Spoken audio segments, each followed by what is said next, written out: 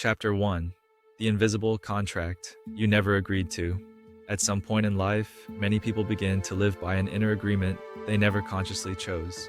It sounds quiet, almost reasonable. I can be kind to myself later. First, I need to do better. Once I improve, I'll deserve understanding. This is the inner contract.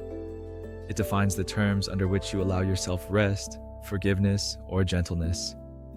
And for many people, those terms are harsh. The contract usually says, kindness must be earned, mistakes require punishment, rest is a reward, not a need. What makes this contract powerful is not its logic, it's its familiarity. Often it was modeled early. Praise followed success, not effort.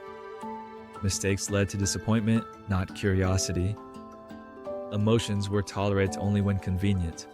Over time, the mind learns, if I'm strict with myself, I stay safe. So self-criticism becomes protection. But protection slowly turns into self-surveillance. You begin to monitor yourself constantly. Did I do enough? Was I good enough? Should I be further along by now? The inner contract never rests, and neither do you. The first step toward change is not breaking the contract. It's seeing that it exists. Chapter 2, Why You Hold Yourself to Harsher Standards Than Others. Most people who are harsh with themselves are not cruel. They are often empathetic, thoughtful, and deeply concerned with doing the right thing. So, why does the kindness stop at the self? Psychologically, this happens for several reasons. One is responsibility confusion. We are taught that responsibility means control. If it's my life, I should have managed this better. So, when things go wrong, the mind assumes fault, even when circumstances were complex or overwhelming. Another reason is moral over-identification. You may unconsciously believe, if I judge myself harshly, I prove that I care. As if self-punishment is evidence of integrity. But caring does not require cruelty. A third reason is fear of stagnation. Many people worry, if I stop being hard on myself, I'll stop growing. So the inner critic is kept alive as a motivator, but psychologically, fear-based motivation is unstable. It produces short bursts of effort, followed by exhaustion. Growth sustained over time requires safety, not threat. And yet, the double standard persists because it feels necessary. Chapter 3, How the Double Standard Distorts Reality. One of the most damaging effects of unfair self-judgment is not emotional pain, it's distorted perception. When you apply harsher standards to yourself, your mind begins to magnify mistakes, minimize effort, ignore context, rewrite history. You remember what went wrong. You forget what you carried. You compare your inner struggles to other people's outer appearance, and then you conclude, everyone else is coping. I'm failing. But this comparison is fundamentally unfair. You never see others' full internal load, yet you judge yourself as if you should be immune to pressure. This distortion reinforces shame, and shame does not lead to growth. It leads to hiding, freezing, or overcompensating. A fair inner standard restores proportion. It says, this was hard. You didn't have perfect conditions. This response makes sense. That doesn't excuse everything, but it places events back into reality, and reality is where change becomes possible. Chapter 4, Renegotiating the Contract, From Punishment to Fairness. Renegotiating the inner contract does not mean removing standards. It means changing how standards are enforced.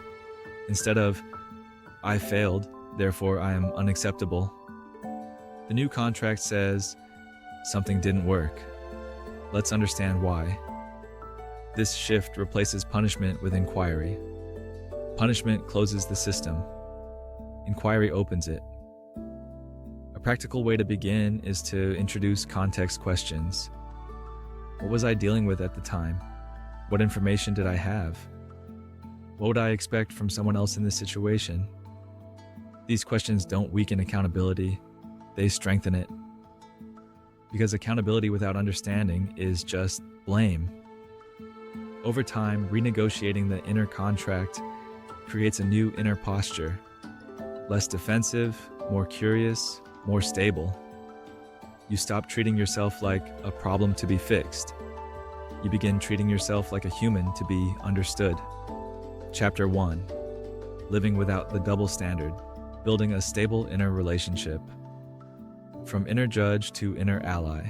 When people imagine replacing their inner critic, they often fear losing direction. They ask, if I'm no longer hard on myself, what will keep me accountable? This question reveals something important. For many people, the inner judge has become the main source of structure. It criticizes, it monitors, it points out flaws. And while it hurts, it also creates a sense of order.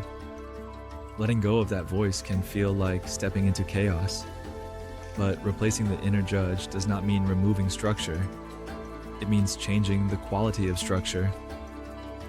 An inner ally does not flatter. It does not deny reality. It does not avoid responsibility. An inner ally does something far more stabilizing. It stays present without attacking. Instead of saying, "You messed up. What's wrong with you?" The inner ally says, "This didn't go the way you hoped. Let's slow down and look at it. This difference matters more than it seems." The nervous system responds very differently to curiosity than to threat. Under threat, it contracts. Under curiosity, it opens. Growth requires openness. The inner ally becomes a steady reference point, especially when external feedback is absent, inconsistent, or critical. You no longer need to be constantly corrected. You can reflect. And reflection is where learning actually happens. Chapter 2: Growth without self-punishment. One of the most persistent myths in personal development is the idea that growth requires suffering. That unless you are uncomfortable, ashamed, or dissatisfied with yourself, you won't change. This belief keeps the inner double standard alive. But psychologically, growth does not depend on punishment. It depends on feedback and safety. Think of how learning works in environments that truly foster development. Mistakes are analyzed, not moralized. Effort is acknowledged. Correction is specific, not global. No effective teacher says, "You're bad because you failed." They say, "Let's see what didn't work."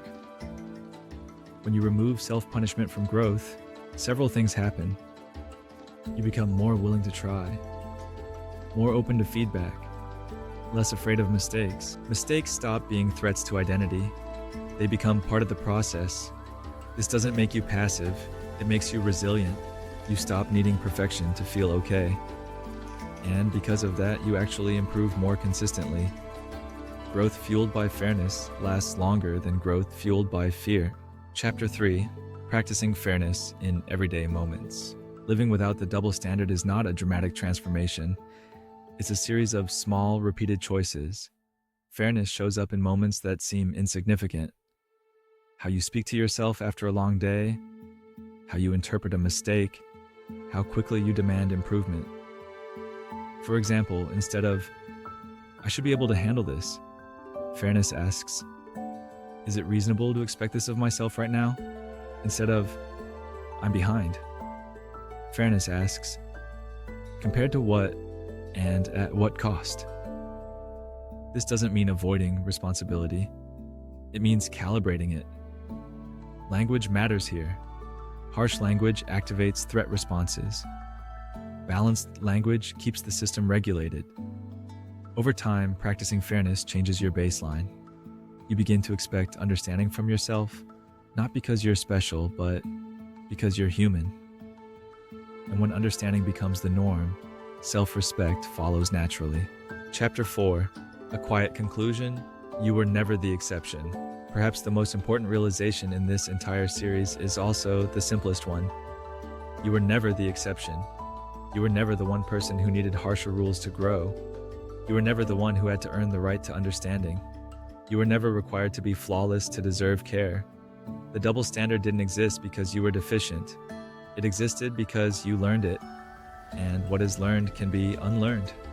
Living without the double standard does not mean lowering your values. It means grounding them in reality. You can still strive, you can still reflect, you can still grow, but you no longer have to punish yourself for being human, and that changes everything, quietly, steadily, and sustainably. If there is one idea to take with you from this second part, it is this: growth does not require cruelty. Accountability does not require punishment. And fairness is not weakness.